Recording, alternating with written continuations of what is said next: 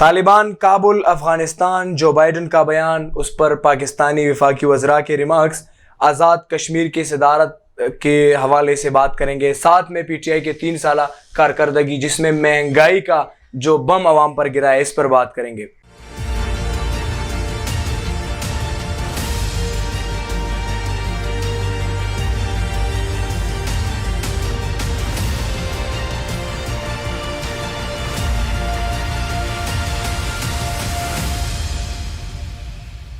السلام علیکم ناظرین، میں ہوں ذیشان یوسف زئی۔ ناظرین، بات کریں گے کابل میں جو روزمرہ کی زندگی ہے وہ بحال ہو چکی ہے، دکانیں اور سرکاری دفاتر کھل گئی ہے، لیکن امریکی صدر جو بائیڈن کا جو بیان آیا تھا کہ افغانستان سے امریکی جو افواج ہے ان کا جو انہلا ہے وہ درست فیصلہ تھا، اور انہوں نے کہا کہ اشرف غنی کو ہم نے مذاکرات کا مشورہ دیا تھا لیکن انہوں نے مذاکرات ترک کرائے۔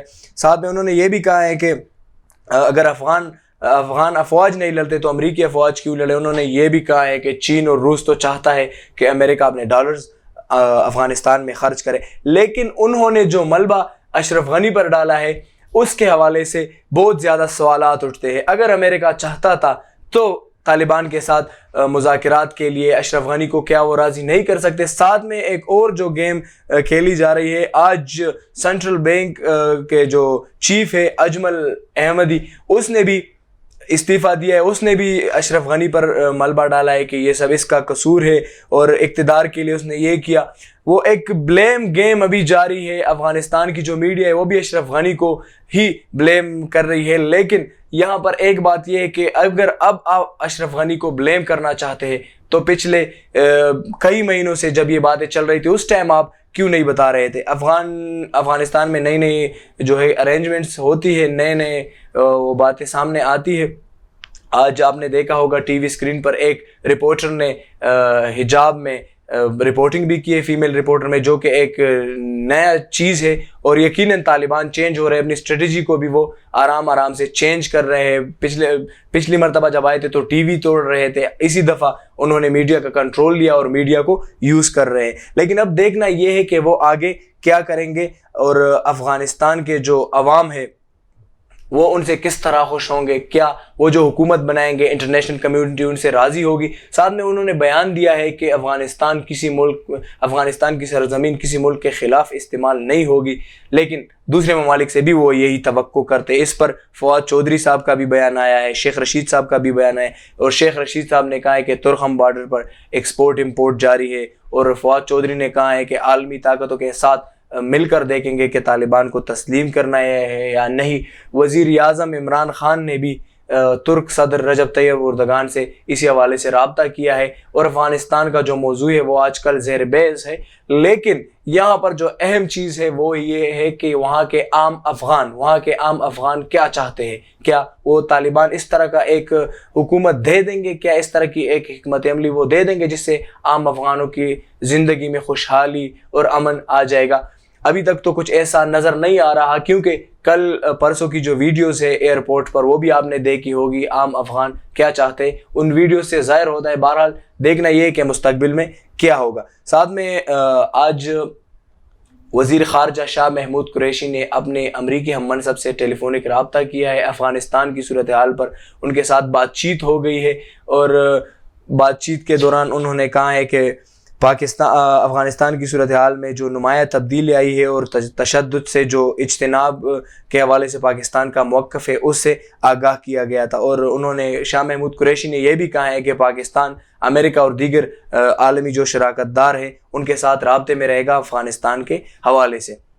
افغانستان کے حوالے سے وہ رابطے میں کس طرح رہیں گے، کیونکہ وہ تو ظاہری سی باتیں کہتے کہ وہاں کے مستقبل کا فیصلہ افغانوں نے ہی کرنا ہے، لیکن یہاں پر جو اہم بات آتی ہے کہ اب افغانستان اس سٹیج میں ہے کہ وہ ہو سکتا ہے کہ کولیپس کر جائے، تو جو اس کے ہمسایہ ممالک ہیں ان کو کیا کرنا چاہیے؟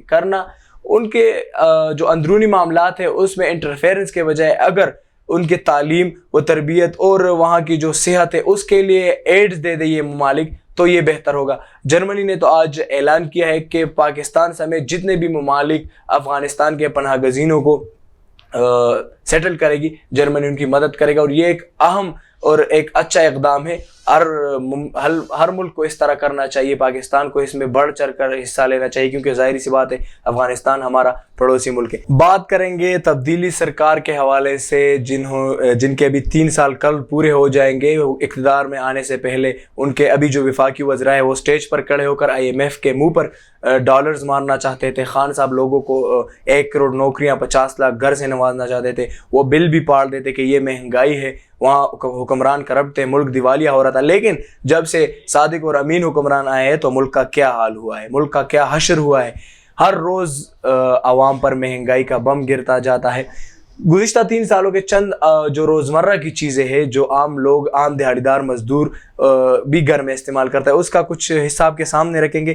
3 سالوں کے اندر چینی کی قیمت 55 روپے سے بڑھ کر 105 روپے تک پہنچ گئی ہے. یہ ہے ایک اہم تبدیلی جس کا وعدہ تو نہیں کیا گیا تھا, لیکن یہ تبدیلی رونما ہوئی.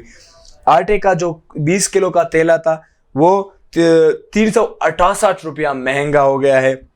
دال ماش گزشتہ 3 سالوں میں 95 روپے اور 60 پیسے مہنگا ہو گیا ہے. دال مسور 43 روپے اور 94 پیسے مہنگا ہو گیا ہے. دال مونگ 68 روپے اور 86 پیسے مہنگا ہو گیا ہے.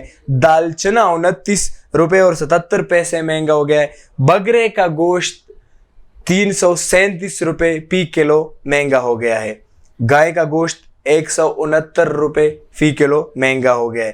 دودھ 25 روپے اور 89 پیسے مہنگا ہو گیا ہے. اسی طرح دہی 26 روپے اور 78 پیسے مہنگا ہو گیا ہے.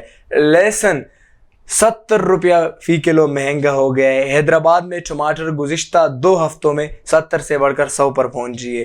جڑواں شہر یعنی کہ جڑواں شہر اسلام آباد اور پنڈی میں ٹماٹر 120 روپیہ کلو مل رہا ہے. گجرانوالہ میں بھی 100 روپے کلو مل رہا ہے. یہ ہے تبدیلی سرکار. یہ جو اشیاء خوردنوش میں نے آپ کے سامنے رکھی, اس کے بغیر ایک غریب بندے کا گزر بسر ناممکن ہے. لیکن جب سے تبدیلی آئی ہے, خان صاحب کا جو وعدہ تھا کہ نچلے طبقے کو میں اوپر لے جاؤں گا, یہی ہے جو انہوں نے نچلے طبقے کو اوپر لے گئے. البتہ 2 سال رہتے ہیں ان کے, دیکھیں گے ان کی کیا کارکردگی ہے.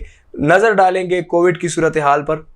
گزشتہ 24 گھنٹوں کے دوران 3221 کیسز نئے سامنے آئے ہیں. نئی جو اموات ہوئی ہے وہ 95 ہے اور مثبت کیسز کی شرح 6.68% ہے. ایک ہی راستہ ہے, ویکسینیشن اور احتیاط کیجیے اور ویکسینیشن کروائیے اپنے لیے, اپنے فیملی والوں کے لیے. اسی کے ساتھ ہمارا سیگمنٹ اختتام پذیر ہوا جاتا ہے. اجازت دیجیے, اللہ حافظ.